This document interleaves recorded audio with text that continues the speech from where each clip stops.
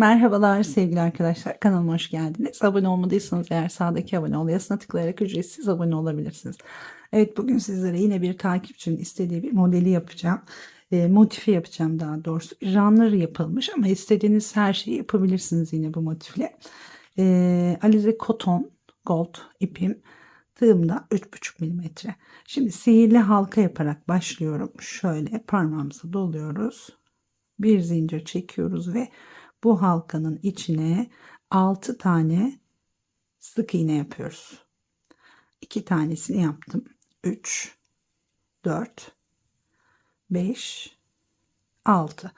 Burada artan ipimizi çekiyoruz ve burayı tamamen sıkıştırıyoruz şimdi. Sonra burada şu ilmeğe batmakta zorlanabilirsiniz. Onun için bir tık daha küçük bir tığ aldım yanıma. Bakın şöyle birleştiriyoruz. İlk sık iğnenin üzerine giriyoruz. Bu şekilde birleştiriyoruz. Şimdi buradan 3 tane zincir çekiyoruz ve aynı yere batarak şu ilmeği de şöyle alalım artan ipimize. 1, 2, 3'te çıkarak bir trabzan yapıyorum. Zincirle beraber 2 trabzan. Tekrar aynı yere batıyorum. 3 tane trabzan yapıyorum. Bir sık iğnenin üzerine 3 tane trabzan yapıyoruz. 2 tane zincir çekiyoruz. Tığımızı bir kez dolayıp bir sonraki sık iğnenin üzerine tekrar buradaki ipimi yürütüyorum yine. 1, 2, 3'te çıkarak bir trabzan. Aynı yere tekrar bir trabzan daha ve aynı yuvaya tekrar bir trabzan daha. Dediğim gibi 2 zincir, her sık iğnenin içine 3 tane trabzan yapıyorum.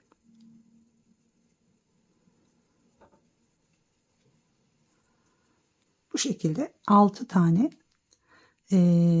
bloğumuz olacak. 2 zincir, tekrar 1, 2 ve 3. Evet, 1, 2, 3, 4 tanesini yaptık. Şimdi 2 tane daha yapıyorum, dönüyorum. Evet, bu sırayı tamamladık. Bakın 1, 2, 3, 4, 5, 6 tane olacak. 2 tane zincir çekiyorum. Bu arada buradaki ipi artık tamamını kesebilirsiniz arkadaşlar. Şöyle alalım.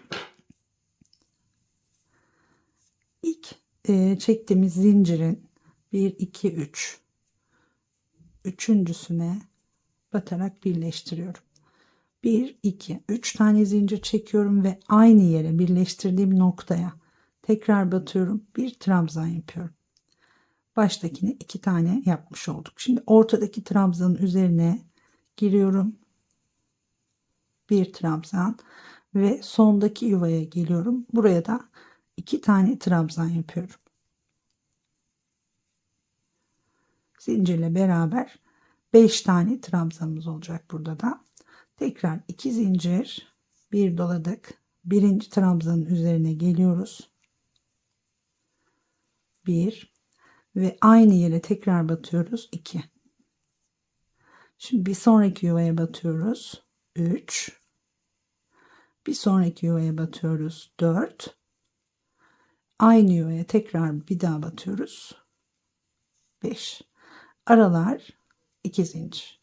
Böyle başlangıç noktasına kadar geliyoruz. Her 3 trabzanın üzerinde 5 tane trabzanımız olacak.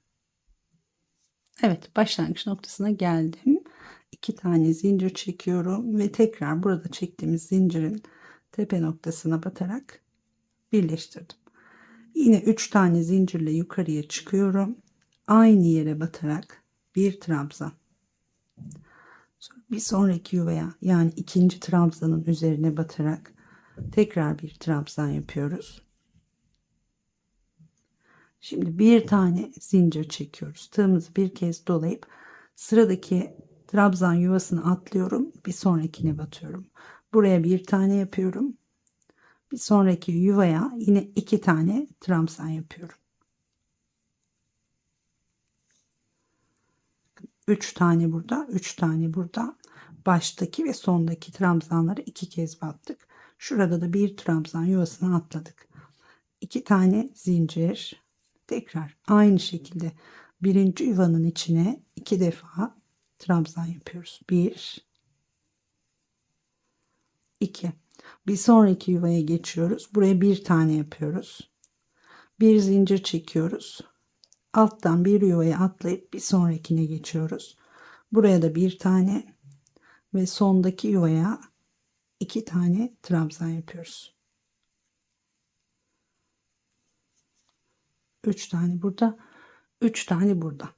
2 zincir ve bütün bu 5 tane olan trabzanların üzerine aynı işlemi tekrar ediyoruz arkadaşlar. Evet, bir sırayı daha tamamladım. Başlangıç noktasına geldim. 2 tane zincir çekiyorum ve aynı şekilde burada 1, 2, 3, üçüncü yuvaya batarak zincirin üzerine birleştirdik. Şimdi tekrar 3 tane zincir ve yine aynı şekilde baştakine birleştirdiğimiz noktaya bir trabzan. Sonra bir sonraki yuvaya giriyoruz. Bir trabzan, bir zincir çekiyoruz. Bu ortada oluşturduğumuz boşluğun içine giriyoruz. Tekrar bir trabzan yapıyoruz. Bir zincir, tığımı doladım. Bakın ilk yuvaya değil ikinciye bir trabzan ve son yuvaya geldim. Buraya da 2 tane trabzan yapıyorum. Bu şekilde tamamlıyorum. 2 tane zincir. Bu aralarımız hep 2 zincir gidiyor farkındaysanız. Tekrar bakın. Birinci trabzanın üzerine bir, yine aynı yere batarak 2 tane trabzan yapıyoruz. Bir sonrakine geçiyoruz. Bir tane yapıyoruz. Bir zincir çekiyoruz. Boşluğun içine batarak bir trabzan yapıyoruz. Tekrar bir zincir çekiyoruz. Burayı atlıyoruz. Bir sonrakine bir trabzan, tekrar bir sonrakine bir ve tekrar aynı yere batıyorum. 2. 2 tane zincir çekiyorum ve bu şekilde modeli tamamlıyorum. Başlangıç noktasına kadar geliyorum. Evet, bir sıranın daha sonuna geldim. Şimdi tekrar birleştiriyoruz. Yine 3. zincirin üzerine batarak birleştiriyorum ve 3 tane zincir çekiyorum. Tekrar arkadaşlar aynı yuvaya batıyoruz. Zincirle birlikte 2 tane trabzanımız oldu. Hemen yanındakine tekrar bir trabzan daha yapıyorum. Yani yine 3 tane.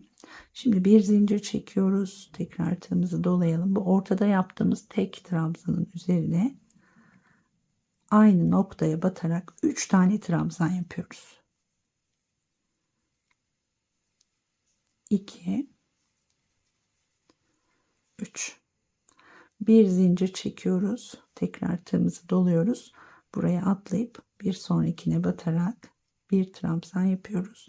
Ve buradaki son yuvaya 2 tane trabzan yapıyoruz. Evet. Bu sıramız da bu şekilde olacak. Yine bu aradaki zincirimiz 2 tane. Diğerine geçiyorum. İlk trabzanın üzerine bir, aynı yere batıyorum. 2, bir sonrakine batıyorum. 3. Bir tane zincir çekiyorum ve bu tek trabzanın üstüne girerek 1, 2, 3 tane trabzan. Tekrar bir zincir ve tekrar bir sonrakine geçtim ve aynı şekilde bir sırada bu şekilde örmeye devam ediyoruz. Pardon. Şöyle yanlış yaptım. Bir zincir. Buraya değil bir sonrakine batıyoruz. Buraya bir trabzan. Hemen yanındakine 1, 2. Tekrar 2 zincir. Baştaki trabzanın üzerine 2 tane, bir sonrakine geçiyorum. Bir tane trabzan yapıyorum. Bir zincir çekiyorum. Ortadaki tek trabzanın üzerine 3 tane trabzan yapıyorum. Birinciyi yaptık. 2, 3. Bir zincir, tekrar buraya atlıyoruz. Bir sonrakine batıyoruz. Bir tane trabzan yapıyoruz. Bir sonraki yani son yuvaya 1 2 tekrar 2 zincir. Evet, bu şekilde tekrar devam ediyorum. Şimdi başlangıç noktasına kadar geliyorum. Evet, bir sırayı daha tamamladım. Başlangıç noktasına geldim. 2 tane zincirimi çektim ve tekrar geliyoruz. Bakın buradaki zincirimizin tepe noktasına aynı şekilde birleştiriyoruz. 3 tane zincir çekiyoruz. Evet, bu sıra biraz farklı olacak. Burayı daha dikkatli izleyin. İlk yuvaya giriyorum. Yani birleştirdiğim yuvaya tekrar aynı şekilde bir trabzan yapıyorum. Yine 2 tane burada artırmış olduk. Şimdi 3 tane trabzan yapacağız arkadaşlar. Tepesini birlikte toplayarak yapıyoruz. Bir kez doluyoruz. Bakın sıradaki yuvaya giriyoruz. 1 2 2 ilmeği bıraktım. Bir sonrakine giriyoruz. 1 2 tekrar tığımı doluyorum. Boşluğa batıyorum. Önce 1 sonra 2 ilmek. Tığımda 4 ilmeği birlikte topluyorum. Zincir çekmiyoruz. Burayı sıkıca toplayıp tekrar tığımızı doluyoruz. Sıradaki trabzanın üzerine bir trabzan yapıyoruz. Bir sonrakine tekrar bir trabzan daha yapıyoruz. Şimdi 2 tane zincir ve tığımı doluyorum. Bir sonraki yuvaya, pardon, bir sonrakine değil, aynı yuvaya burada tekrar batıyorum. Tam şu ortada aynı yuvaya 2 tane yaptım. Sonra hemen yanındakine tekrar bir trabzan yaptım. Şurada üçünü birlikte topladığımız işlemi tekrar burada yapacağız. Tığımı doluyorum. Önce boşluğa batıyorum. 1 2 çektim, bıraktım. Birinci trabzanın üzerine batıyoruz. 1 2 tekrar bir sonraki trabzanın üzerine batıyoruz. 1 2 bu 4 ilmeği birlikte topluyoruz. Zincir çekmiyoruz. Tığımızı dolayıp sondaki yuvaya geldim. Buraya da 1 tekrar batıyorum. 2 evet, bu şekilde bu sırayı tamamlıyoruz. Aynısını tekrar edelim şimdi. Yine burada bir zincir çekiyoruz. Şimdi artık 2 2 çekerek devam ettik. Ortaya batarak bir tane trabzan yapıyorum. Bir zincir çekiyorum. Şimdi bu gruba geliyoruz. Burada yaptığımızın aynısını tekrar ediyoruz. Birinci trabzanın üzerine 2 tane trabzan yapıyorum. 1 2 aynı yuvaya batıyoruz. Şimdi 3 trabzanı beraber toplayacağız. Hemen sıradakinden giriyorum. 2 defa çektim, bıraktım. Bir sonrakine giriyorum. 1 2 boşluğa giriyorum. 1 2 4 ilmeği topladım. Tığımı doladım. İlk trabzanın üzerine bir trabzan, tekrar tığımızı doluyoruz. Ortadaki trabzanın üzerine bir trabzan, 2 tane zincir. Burada da tekrar aynı yuvaya bir kez daha bir trabzan yapıyoruz. Hemen yanındakine tekrar bir trabzan. Şimdi 3 trabzanı beraber toplayacağız. Boşluğa batıyorum. 1 2 çektim, bıraktım. Bir sonraki trabzanın üzerine girdim. 2 çektim, bıraktım. Ve bir sonrakine girdim. Tekrar 4 ilmeği topladım. Bir doladık. Son ilmeğe, son yuvaya yine 2 tane trabzan yapıyoruz. Bir zincir çekiyoruz. Buradaki boşluğa bir tane trabzan yapıyoruz. Tekrar bir zincir çekiyoruz. Bir sonrakine geçiyoruz. Evet, şurayı da beraber yapalım isterseniz. Yanlışlık olmasın. Bir zincir çektim. Bakın buraya 2 tane trabzan. 1 2. Şimdi 3 taneyi beraber topluyoruz. 1 2 3 topladım, tığımı doladım. Buraya bir trabzan, bir sonrakine bir trabzan, 2 tane zincir, aynı yuvaya tekrar bir trabzan, hemen yanındakine bir tane trabzan. Tığımı doluyorum. Boşluğa 1 2 çektim, bıraktım. Tekrar 1 2 çektim, bıraktım. Ve tekrar 3 tane trabzanımı yapıp birlikte topluyorum. Son yuvaya geldim. Buraya da 2 tane trabzan yapıyorum. Bir zincir, bu geçişlerdeki boşluğa bir trabzan, tekrar bir zincir. Evet, bu şekilde de tekrar gelelim arkadaşlar başlangıç noktasına kadar. Evet, bir sırayı daha tamamladım arkadaşlar. Başlangıç noktasına geldim. Bir zincir çektim. Bakın buradaki tek trabzanımızı da yaptık. En baştaki zincirin üzerine tekrar birleştiriyoruz. Şimdi son sıra yapıyoruz. Burada 1 2 3 4 tane zincir çekiyoruz. Bir kez tığımı doluyorum. Şu 3 trabzanı birlikte toplamıştık. Bakın onun üzerinde şöyle bir yuvamız olacak. Buraya giriyoruz. Şimdi trabzanlarımızı ikili trabzan yapıyoruz. İkili çıkıyorum. Böyle kafesler yapacağız üzerine. 2 tane zincir, tekrar şuradaki şu V'nin ilk trabzanın üzerine geliyorum. Bir trabzan yapıyorum. 2 zincir. Şimdi V'nin diğer trabzanın üzerine geliyorum. Buraya da bir trabzan. 2 zincir. Tekrar bakın burada üçünü beraber topladığımız trabzanların üzerine bir trabzan daha. 2 zincir. Şimdi sondaki trabzanın üzerine bir trabzan daha. Bu şekilde 1 2 3 4 5 tane boşluğumuz olacak. Burada tekrar geliyoruz. Şimdi 2 tane zincir çekiyoruz. Trabzanın üzerine bir trabzan yapıyoruz. 3 tane zincir çekiyoruz. Bu 3 zincir sadece burada aynı yere batarak bir tane daha trabzan yapıyorum. Aynı şekilde diğer dolguların üzerine de boşlukları yapmaya devam ediyoruz.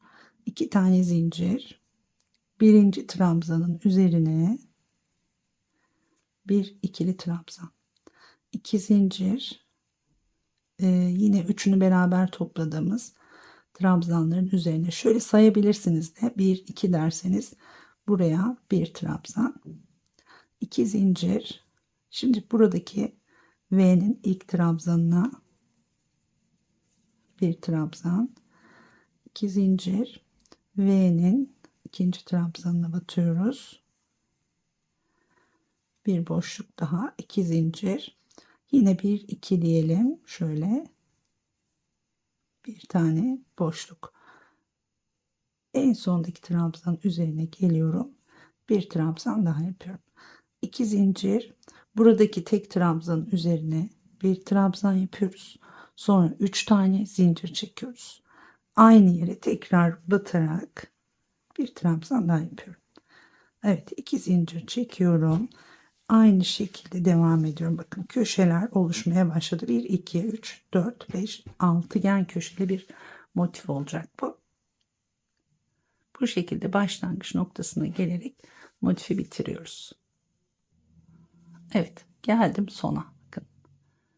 Bütün boşlukları tamamladım ve burada 4 zincirle çıkmıştık zaten. 1 2 diyelim. Şöyle tepede 2 zincir kalacak şekilde birleştiriyorum.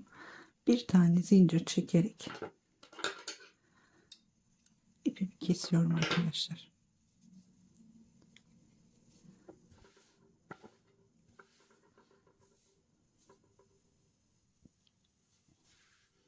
Bu şekilde altıgen bir motif elde etmiş olduk. Şimdi şuradaki ipimizi de arkasını çevirelim. Daha ince bir tığ yardımıyla ya da daha uzun keserek iğne ile de gizleyebilirsiniz.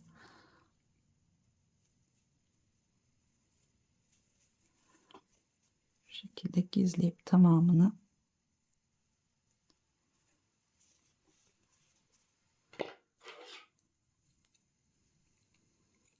keselim.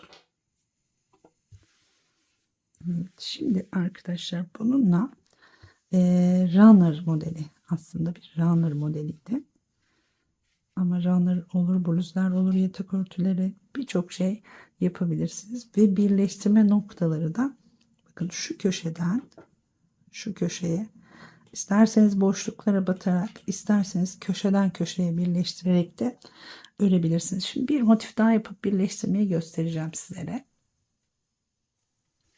Evet, bir motif daha tamamladım. Şimdi birleştirmeyi nasıl yapacağımızı göstereceğim sizlere. Şöyle bir köşeyi bıraktım. Daha iki köşe. Şimdi şu noktaya geldiğimizde tek bir trabzanın üzerine bir trabzan yapıyorduk. Sonra 3 tane zincir çekiyorduk arkadaşlar. Şöyle yapıyoruz. Bir zincir çekiyoruz. Motiflerin ters yüzleri birbirine bakacak şekilde getiriyoruz. Buradaki köşenin içine girerek bir sık iğne yapıyorum ve bir zincir çekiyorum. Tekrar ördüğümüz modele dönüyoruz. Aynı noktaya yine batarak bir trabzan yaptık. Önce köşeyi birleştirmiş olduk.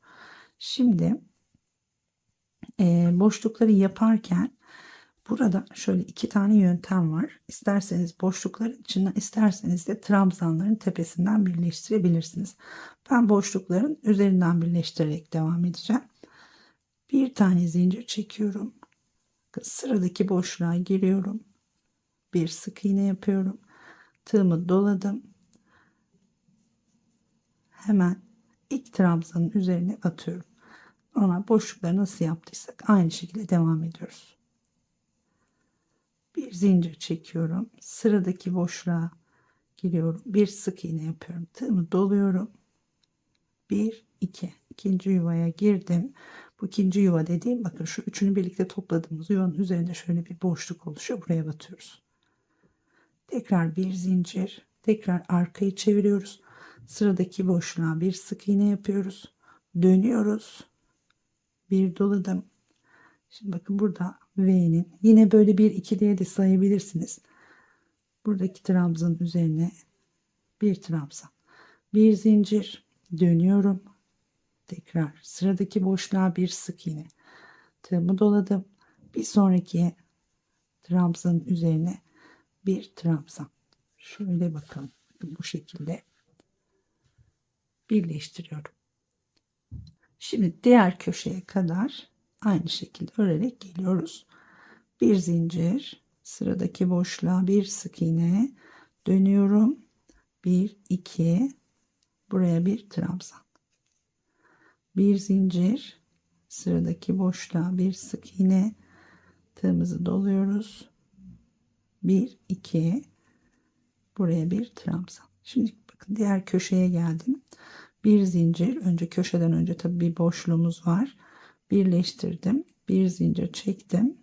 Trabzanın üzerine bir trabzan yapıyorum.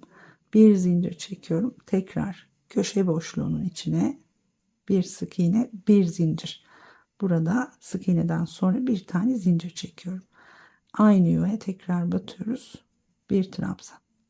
Şimdi iki zincir, sıradaki trabzanın üzerine birleştirmeyi bitirmiş olduk.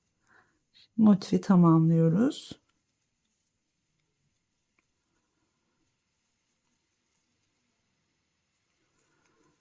İki zincir, tekrar iki zincir, bir iki, bir iki, iki zincir ve şimdi bir sonraki köşeye geldim. 3 tane zincir çekiyorum. Aynı yuvaya batıyorum. Tekrar 2 zincir. 1 2 3. Şöyle birleştiriyorum. Bu şekilde bakın birleştirmemizde. Şimdi tabii tülendiğinde daha güzel duracak arkadaşlar. Şöyle bak, gerdireyim ben sizler için. Bu şekilde gerdirerek ütülediğinizde daha düzgün duracaktır. Şimdi bunu böyle yan yana birleştirip araya tekrar aynı motifleri sokabilirsiniz. Yuvarlak yapabilirsiniz. Yine bluzlarda, hırkalarda kullanırsanız eğer aralara motifler geçirerek altı dilimli olur ya da yarım motifini yapabilirsiniz. Bakın şöyle yarım motifini yaparak altını düz tutabilirsiniz. Dediğim gibi birçok modelde kullanabileceğiniz çok kolay basit bir model. Umarım beğenmişsinizdir. Beğenip beğenmediğinizi yazarsanız, videomu beğenirseniz tabii ki sevinirim. Şimdilik hoşça kalın. Daha güzel modellerde görüşmek üzere.